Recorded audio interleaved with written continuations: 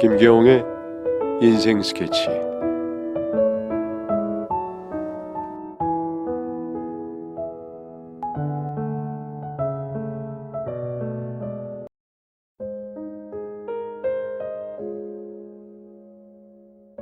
내가 너한테 주는 대학 합격 선물이야. 그동안 내가 하자는 대로 열심히 따라와줘서 고맙다. 넌 이만한 선물 받을 만한 자격이 있어. 대신 나중에 꼭 갚아라. 그렇게 형은 저의 의대 입학금을 내줬습니다.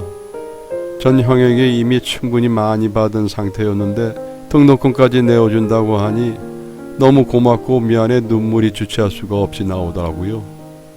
형, 이 은혜를 어떻게 다 갚지? 정말 고마워 형. 네가 열심히 하면 되는 거야. 꼭 훌륭한 의사가 돼서 갚아라. 라며 제 어깨를 토닥여 줬습니다. 저는 그러겠다고 굳게 약속을 했고 되겠다는 생각밖에 없었으니까요. 그렇게 1학기를 우수한 성적으로 마치고 집으로 돌아갔어요. 형한테 줄 선물도 사서 오랜만에 집에 갔는데 할머니가 그러시더라고요. 아이고 성일아, 옆집 용원에 있잖아. 집이 아주 망해버린 것 같더라. 용원의 형네가요? 갑자기 왜요? 용호 아빠 사업이 뭔가 잘 안 됐다나 봐. 그래서 아까도 빚쟁이들이 오고 난리도 아니었다. 아휴, 내가 뭐라도 도와줄 수 있으면 돕고 싶은데 가진 게 없으니 큰일이다 큰일. 저도 모르는 사이 형네 집 형편이 많이 어려워진 것 같았습니다. 걱정이 돼서 저녁 먹고 밤에 형네 집 앞을 기웃거렸는데 집에 불이 다 꺼져 있더라고요.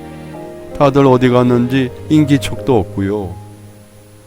그렇게 며칠을 그 집 앞을 기울였지만 형을 볼 수 없었고 일주일이 넘어서야 겨우 볼 수 있었습니다. 형 어떻게 된 거야? 왜 이렇게 얼굴 보기가 힘들어? 아, 걱정했었어? 할머니한테 소식은 들었는데 괜찮아? 아저씨 사업이 뭐 잘 안 됐다며.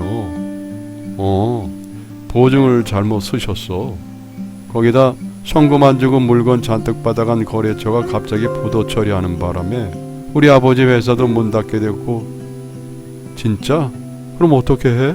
신고라도 해야 되는 거 아니야? 잘 모르겠어. 뭐 어떻게든 되겠지 뭐. 내 걱정 말고 어렵게 들어간 학교니 너는 아무 생각 말고 공부나 열심히 해. 기운이 하나도 없는 형 얼굴을 보니 더 말하기가 뭐했습니다. 그래서 잘 될 거라고 다음에 다시 얼굴 보고 얘기하자고 말한 뒤 헤어졌는데 그날 이후로도 더는 형을 볼 수가 없었습니다. 할머니 말이 그 집안 식구들 전부 새벽에 야반도주 한 것 같다고 하더라고요. 어떻게 하든 형과 다시 연락을 하고 싶었는데 연락도 받지 않았습니다. 아무리 전화를 해봐도 없는 번호라고 뜨더라고요. 제 인생의 은인인 형이 어디서 큰일을 겪지는 않을까 너무 걱정이 되었지만 제가 할 수 있는 게 없었습니다. 주변을 수소문해봐도 형네 가족의 안부를 아는 사람이 하나도 없었고 그렇게 속절없이 시간이 계속 흘러갔습니다. 안타까운 마음에 그리고 내가 그 어떤 도움이 될 수 없다는 사실에 너무 마음이 아팠지만 결심했었어요. 그래, 형 다시 만났을 때 자랑스러운 동생이 될 수 있게 열심히 살자. 공부도 열심히 하고 돈도 열심히 벌자. 그게 형한테 보답하는 길일 거야. 저의 정신적인 멘토였던 형이 보고 싶어 눈물이 났지만 저는 그때 이후로 정말 더 이를 악물고 공부했습니다.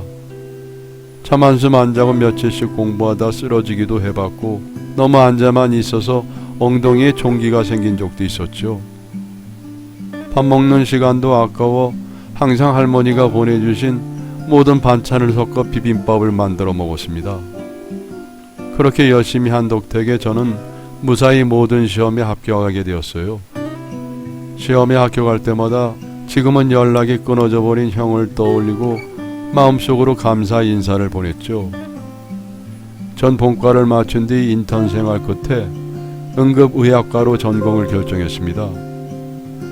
성적이 나쁜 편이 아니라 얼마든지 다른 좋은 과를 선택할 수 있었지만 어쩐지 응급실에서 일하는 응급의학과가 끌렸습니다.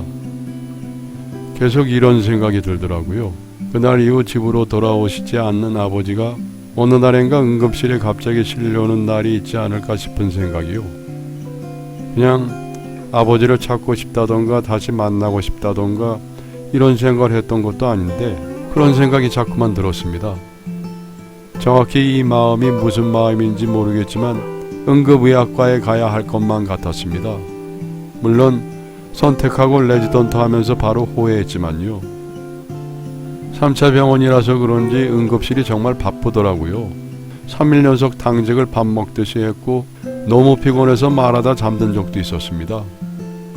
그래도 고생 끝에 낙이 온다고 전문의 수련 과정을 전부 마치고 응급의학과 전문 의사가 되었고 교수가 되고 나니 한결 편해졌습니다. 응급실 근무 환경이 좋아져서 지금은 일주일에 3, 4일 일하면은 3, 4일은 쉴 수 있게 됐거든요. 그러다 보니 응급의학과 선택하기를 잘했다 싶더라고요. 전과 달리 삶도 여유가 있어졌고 경제적으로도 여유가 생겨 좋은 거 먹고 입으며 살게 되었는데 가슴 한쪽은 늘 부채감이 느껴졌습니다. 절 이렇게 잘 살게 해준 형에 대한 부채감과 그리움이었죠. 뒤늦게라도 한 번 더 형을 찾아보려고 시도를 해봤지만 형을 찾을 수 없었고 그 사이 전 좋은 여자를 만나 결혼도 하고 애도 낳고 그렇게 살게 되었습니다. 그렇게 어느새 시간은 쏜살같이 흘러 어느덧 20년의 세월이 흘러버렸네요. 시간은 참 빠르죠. 그리고 지금도 잊을 수 없는 그날이 되었어요. 그날은 여느 때와 같이 당직이라 응급실에서 환자들을 보며 일하고 있는데 그날따라 실려오는 환자들이 참 많더라고요. 물도 제대로 못 마시고 정신없이 일하다가 다 처치하고 새벽 동틀 무렵 겨우 한숨 돌리나 싶었는데 또 다른 환자가 응급실로 실려왔어요. 동상 환자입니다. 노숙자 같은데 공사장에서 며칠 방치되어 있던 것 같습니다. 발이랑 종아리의 감각을 전혀 못 느끼는 상태이고 의식은 있는데 정상적인 대화가 불가능한 상태입니다. 추운 겨울이면 노숙자들이 종종 동사에 걸려 응급실에 실려오는 경우가 있었기에 이번에도 그런 환자구나, 냄새가 좀 심하겠구나 생각하며 다가갔는데 환자 얼굴이 어쩐지 낯이 익었습니다. 얼마나 못 씻었는지 얼굴이 지저분한데도 어쩐지 익숙해 보이더라고요. 이 사람을 어디서 봤더라? 혼자 생각하다가 제대로 얼굴을 봐야겠다 싶어서 응급처치하고 있는 레지던트 옆에서 환자 얼굴을 닦았는데 닦으면 닦을수록 얼굴이 익숙하더라고요. 그리고 얼굴에 거뭇거뭇한 게 제법 다 사라지고 깨끗해졌을 때 전 저도 모르게 그 자리에 주저앉았습니다.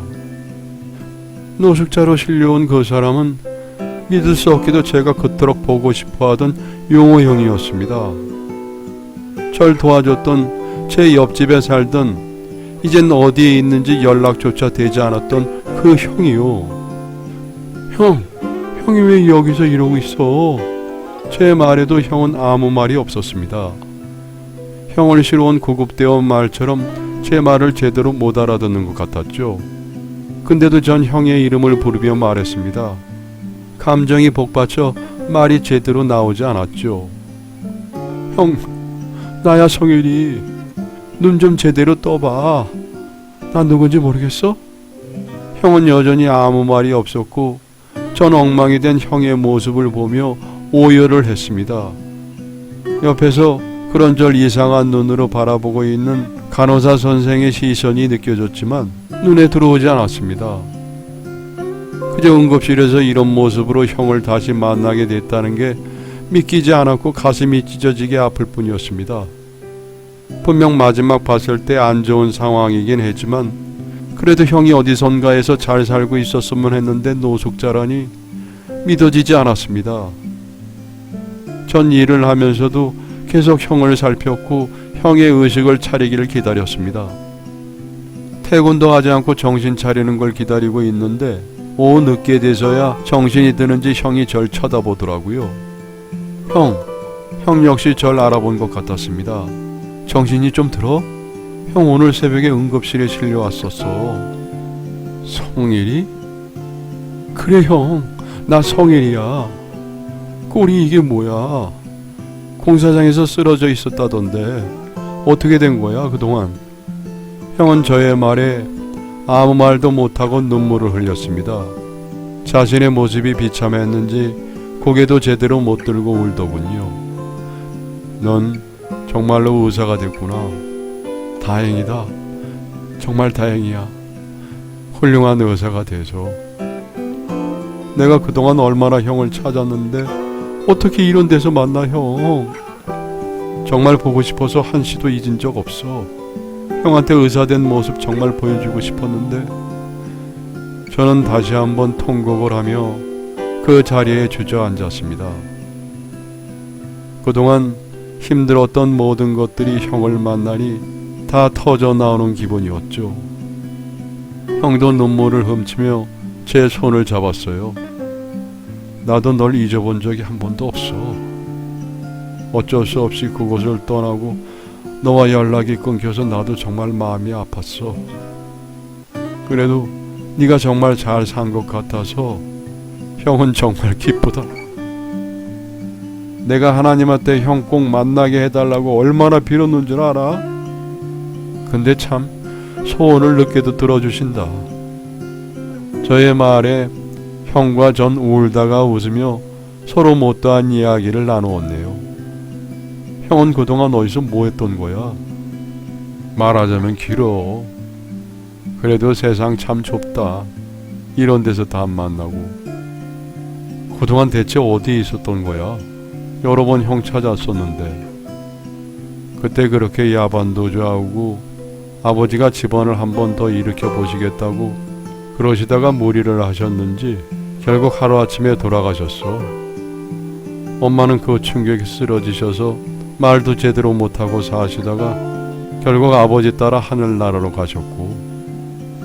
그래도 살 구멍은 있겠지 싶어서 뭐라도 해보려고 정말 열심히 살았는데 세상이 정말 녹록지 않더라. 겨우 다시 살만해지나 싶었는데 친했던 친구한테 뒤통수를 맞고 완전 재기불능이 되어버렸어. 근데도 죽는 게 무서워서 죽지도 못하겠더라. 그래서 다 포기하고 노숙자로 길거리 전전하며 살았어. 그러다 보니 그냥 이렇게 살았어. 사라지는 대로 그냥 막. 그간의 사연을 들으니 전 더 눈물이 나는 것 같았습니다. 형 덕에 제 인생은 이렇게 바뀌었는데 정작 제 인생을 바꿔줬던 형은 이렇게 어려움을 겪으며 살고 있다는 게 너무 마음이 아팠어요.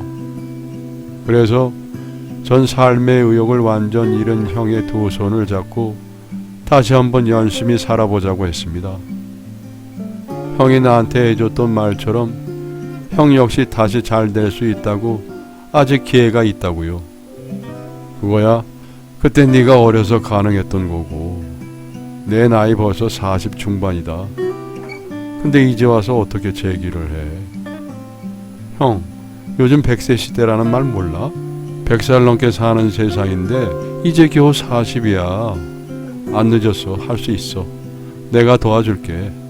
형이 나 도와줬던 것처럼 내가 꼭 의사 돼서 형한테 은혜 갚겠다고 했잖아.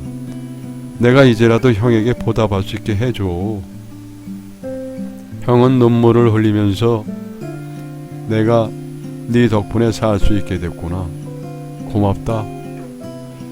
라며 제게 고개를 숙였고 전 그러지 말라고 꼭 다시 한번 잘 살아보자고 형을 꼭 끝까지 돕겠다고 약속했죠. 전 형에게 살 집을 마련해 줬고 다행히 저와의 만남이 형에게 큰 용기를 주었는지 다시금 일어나 보려고 형도 많은 노력을 하더라고요.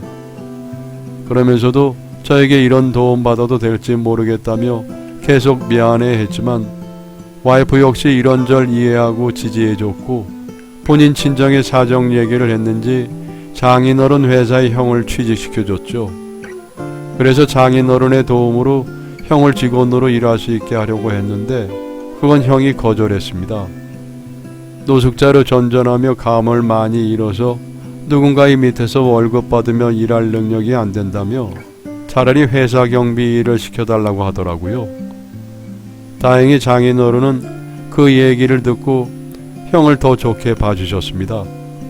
저런 마인드를 가진 좋은 사람이 어쩌다 저렇게 됐냐며 자신도 형이 재기할 수 있도록 도와주겠다고 하시더라고요.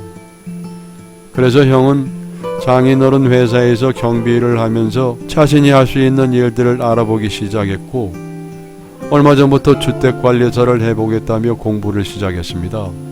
당연히 전 그런 형을 끝까지 도와줄 생각이고요. 형이 그동안의 아픔을 딛고 다시 일어설 결심을 하게 되어 참으로 기쁩니다. 아직 인생이 기니까 형이 어서 빨리 재기할 수 있었으면 좋겠습니다. 여러분의 사연을 기다리고 있습니다. 내용은 제한이 없습니다. 구독과 좋아요는 저에게 많은 힘이 됩니다.